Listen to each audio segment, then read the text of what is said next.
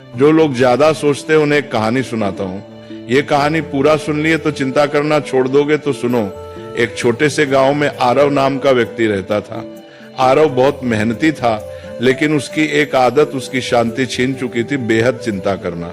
सुबह उठते ही वो सोचता, कल क्या होगा, पैसा रहेगा या नहीं, लोग क्या कहेंगे, परिवार सुरक्षित रहेगा या नहीं। रात को सोने जाता, तब भी उसका दिमाग रुका नहीं करता।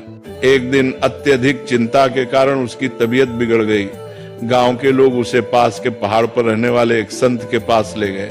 संत बहुत सरल जीवन जीते थे, न ज्यादा बोलना न ज्यादा सोचना।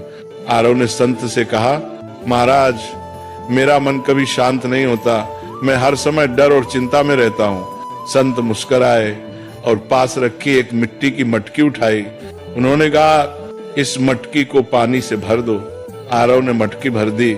फिर संत बोले, अब इसे सिर पर रखो और चलो, लेकिन एक शर्त है, अगर एक बूंद भी गिरी तो तुम असफल हो जाओगे। आरव पूरी तरह मटकी पर ध्यान लगाकर चलने लगा। रास्ते में लोग उससे बातें करते रहे, आवाजें आती रहीं, लेकिन आरव ने कुछ नहीं सुना। वह सिर्फ मटकी पर ध्यान देता रहा। कुछ देर बाद संत ने कहा, रुको, अब बताओ रास्ते में कितने लोग मिले। आरव बोला, महाराज, मुझे कुछ पता नहीं, मैं तो बस मटकी बचाने पर ध्यान दे रहा था। संत ने शांत स्वर में कहा, यही संत होने की शुरुआत है। जब ध्यान जरूरी चीज पर होता है तो बेकार की आवाजें अपने आप चुप हो जाती हैं। तुम्हारी चिंता इसलिए है क्योंकि तुम उन चीजों पर ध्यान दे रहे हो जो अभी हुई ही नहीं। फिर संत ने आगे कहा, जो तुम्हारे हाथ में है कर्म, उसे ईमानदारी से करो। जो तुम्हारे हाथ में नहीं, भविष्य से भगवान पर छोड़ दो। यही संत का मन है।